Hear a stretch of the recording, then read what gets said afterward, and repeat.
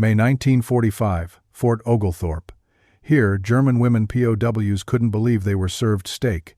I was a Luftwaffe auxiliary holding a metal tray. I was waiting for the trick. The propaganda had promised us monsters. Instead, the Geneva Convention promised us rations. They gave us food, soap, and a quiet dignity. But back home, our families were starving. This kindness was a secret we could never tell. How do you accept mercy from an enemy when it brings you more shame than their hatred ever could? Tell us where you're listening from, and the exact time there. We want to see how far these testimonies travel. If mercy and memory matter to you, subscribe to keep them alive. The final jolt of the train threw them against one another in the dark.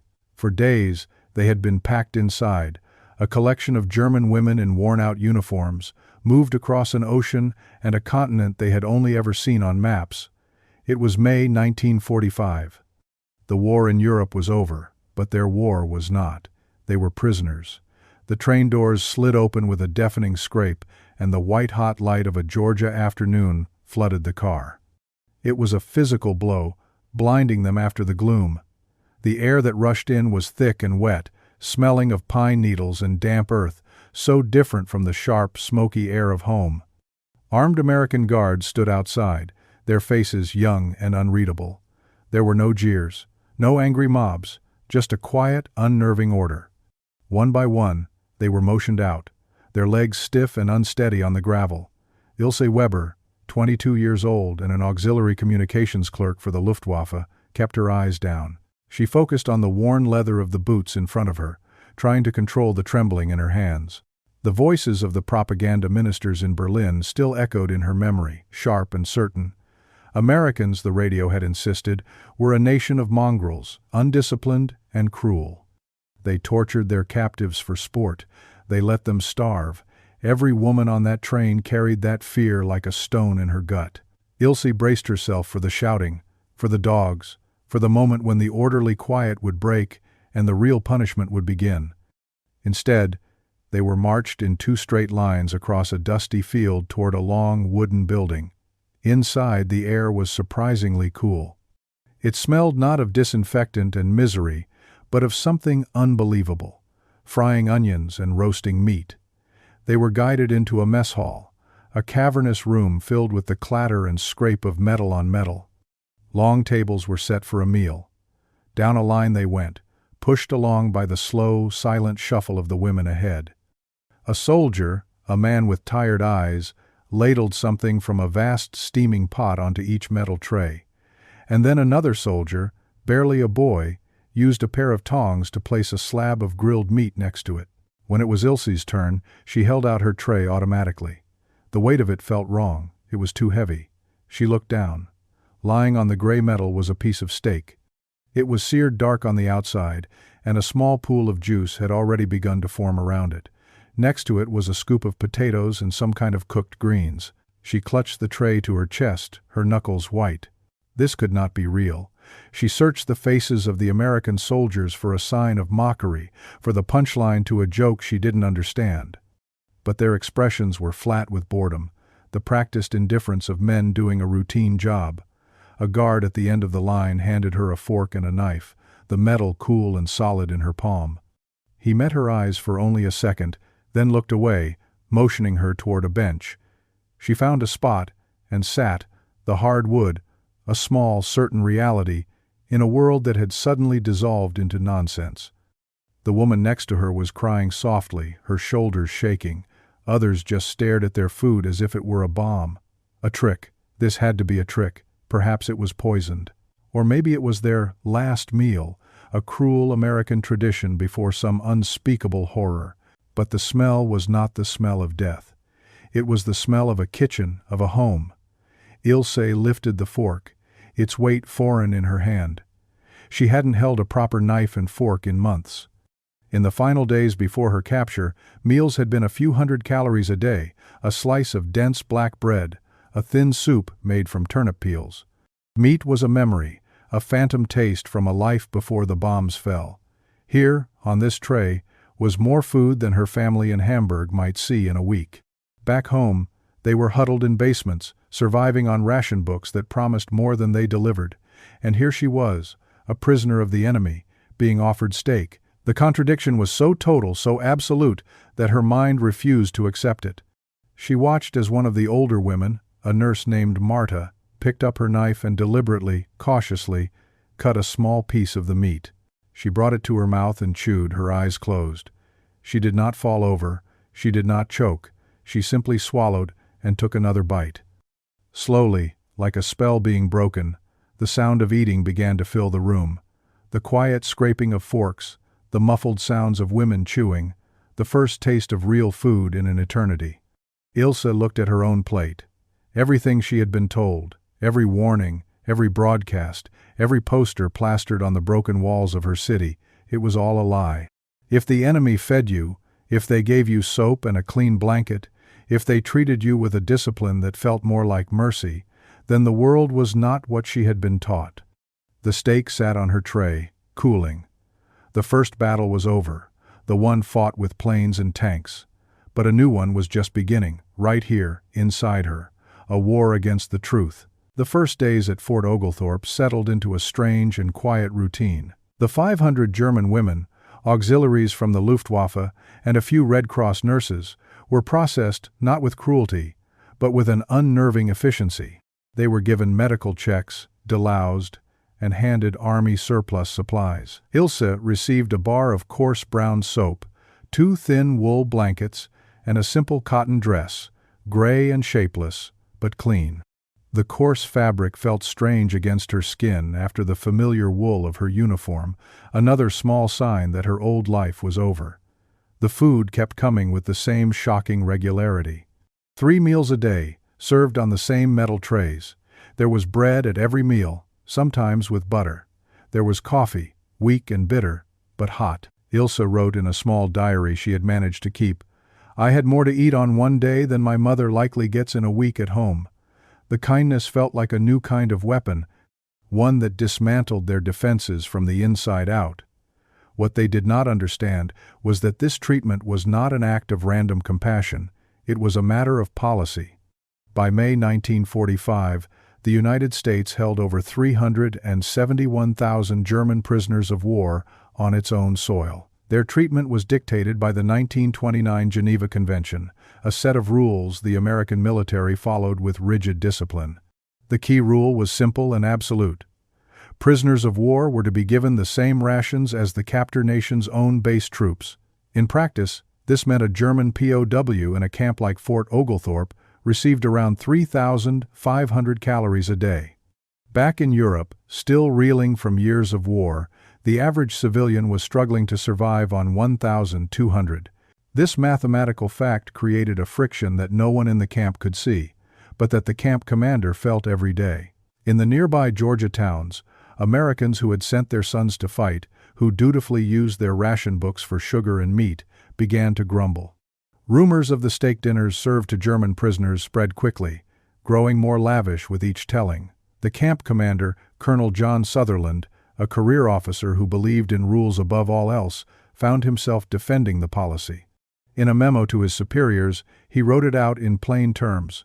"We must feed them equally. It is the regulation. If American soldiers eat steak, so do the prisoners of war." His job was not to pass judgment, it was to follow the convention. He was a jailer, not a warden, and his first loyalty was to the discipline of the U.S. Army. Inside the wire, unaware of the controversy they were causing, the women began to thaw. The constant fear that had been their companion for years slowly began to recede, replaced by a dull, aching boredom. One evening, a young guard named Jimmy Hanley was walking his patrol along the fence line. He was a farm boy from Iowa who had never seen combat and felt a nagging unease about guarding women. He heard them talking softly in the barracks, the murmur of German sounding lonely in the Georgia night.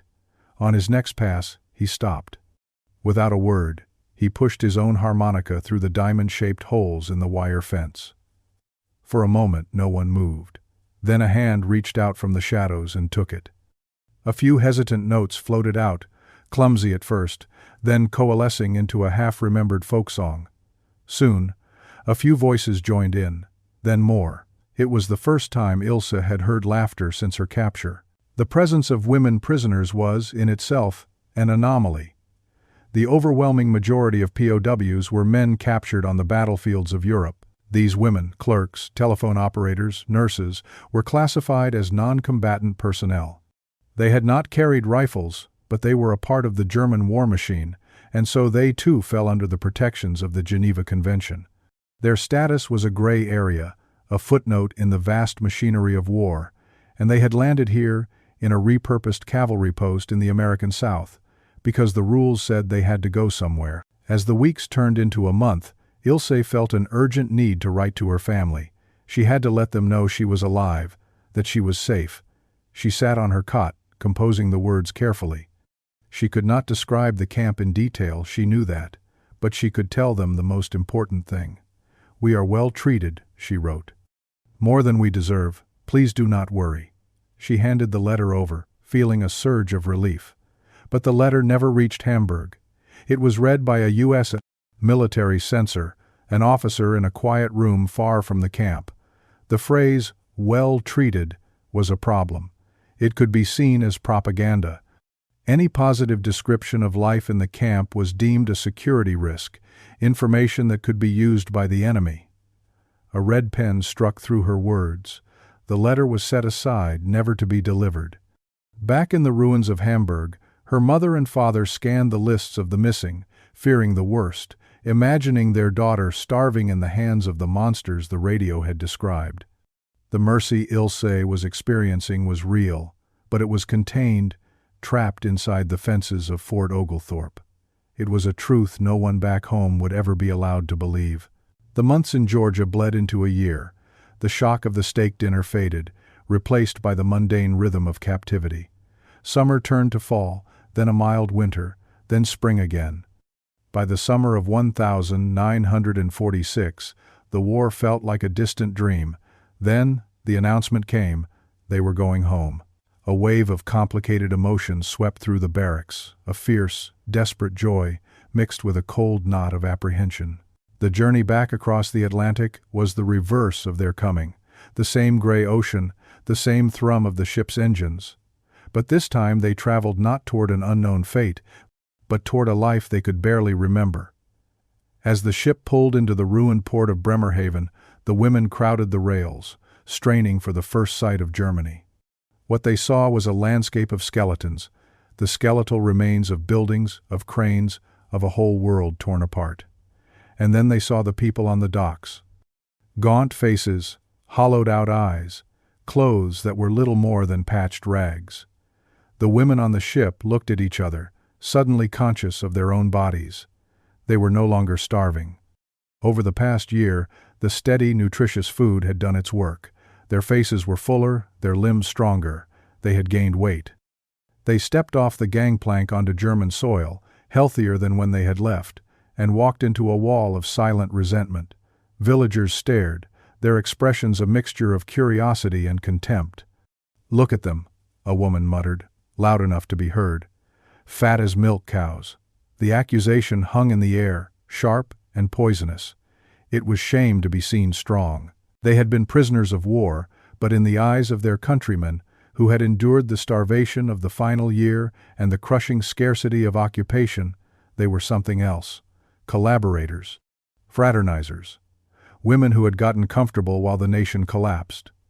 The reality of occupied Germany was a daily struggle for a crust of bread. Food rations had been slashed to between 1,000 and 1,200 calories a day, a bare subsistence level. To speak of steak, of butter, of coffee, was not just impossible, it would have been an act of profound cruelty. And so, a collective silence fell over the women of Fort Oglethorpe. Their experience was an inconvenient truth in a country that had room only for stories of suffering and victimhood. Their comfortable captivity did not fit the narrative. As they tried to reconnect with what was left of their families, a greater, more horrifying truth began to filter through their shattered world. In makeshift cinemas and public squares, newsreels from the Allied occupation forces were being shown. It was the first time most Germans were seeing the images from inside the liberated concentration camps. Ilse sat on a wooden bench and watched the flickering black and white footage from Dachau. She saw the walking skeletons in striped pajamas, the mounds of skeletal bodies being pushed into pits by bulldozers.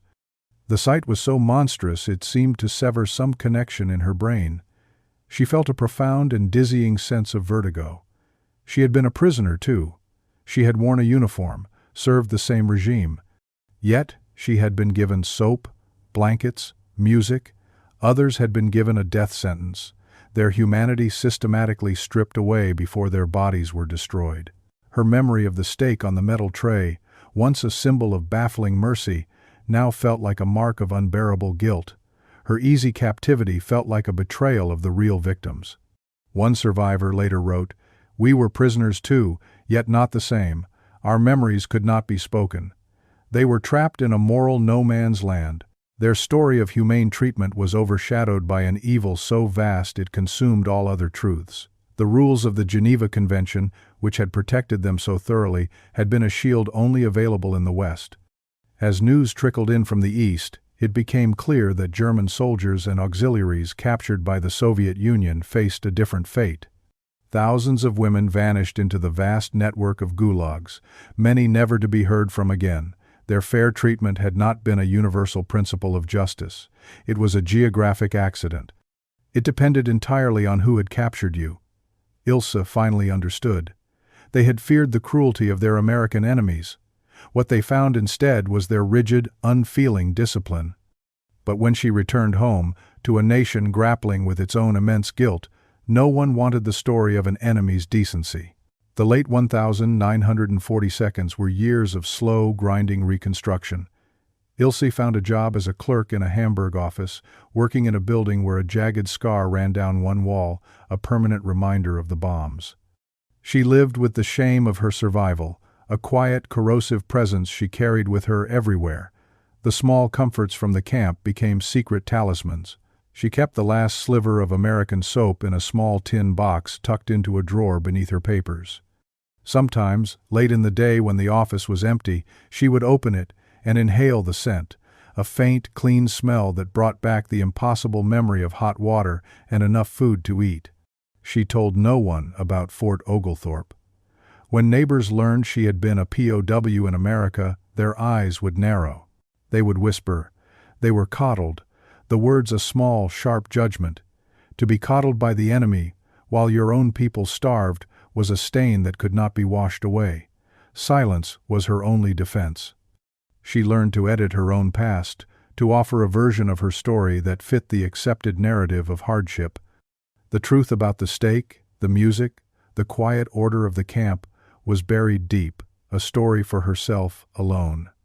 Over time, the memory itself began to feel unreal, like a dream she had once had. In America, the POW camps faded from public memory even faster. The barbed wire came down, the barracks were torn down or repurposed. Farmers in Georgia might remember the German laborers who helped bring in the harvest, but the specific details, the rations, the rules, the steak dinners, dissolved into the larger, more heroic story of victory. The camps became a forgotten footnote in a triumphant history. Decades passed. Germany rebuilt itself, rising from the ashes to become an economic powerhouse. The generation that had fought the war grew old. The sharp edges of memory began to soften. In the 1970 seconds, a new generation of German historians began a project to collect the oral histories of those who had lived through the war. They sought out the stories that had been left out of the official textbooks, the quiet, personal testimonies that had been drowned out by the grand narratives of politics and battles. Ilse, now a woman in her 50s, was tracked down by a young researcher. She agreed to an interview, not sure why. For nearly 30 years, she had not spoken of her time in Georgia to anyone. She sat in her small, neat apartment, a tape recorder on the table between her and the historian, and for the first time she told the full story. She spoke of the fear on the train, the shocking sight of the steak on the metal tray, the shame of returning home well-fed. As she spoke, the words that had been locked away for so long came tumbling out, clumsy but clear. "Mercy is not propaganda," she said, her voice quiet but firm. "It is not a feeling. It is a discipline. The Americans were not kind, they were disciplined, and there is a difference. Other women from the camps began to speak out as well, their testimonies collected in archives, a mosaic of forgotten experiences. Some were bitter, feeling their status as prisoners had never been fully acknowledged. Others, like Ilse, remained grateful for a humanity they had never expected to receive. The stories they told were not simple. They were tangled with guilt, gratitude, and a profound confusion that had never fully resolved itself. But they were true. In one of her last recorded interviews, not long before she passed away, Ilse returned one last time to that first meal in the camp mess hall. She remembered the smell of the onions, the weight of the tray in her hands, the paralyzed moment before she took the first bite. The taste of that first steak, she said, her voice thin with age but her memory as clear as glass. It was not about the meat itself. We were hungry, yes, but it was more than that. She paused, searching for the right words to explain a feeling that had shaped the rest of her life. It was the proof. The proof that everything we had been taught about the enemy, about the world, could be wrong. We were the enemy, and they chose not to hate us back. In war, mercy leaves no monuments. There are no statues raised to a rule followed, no parades for a meal shared with a captive. It is an invisible act, one that exists only in the memory of those who receive it, but sometimes it leaves a taste you can never forget.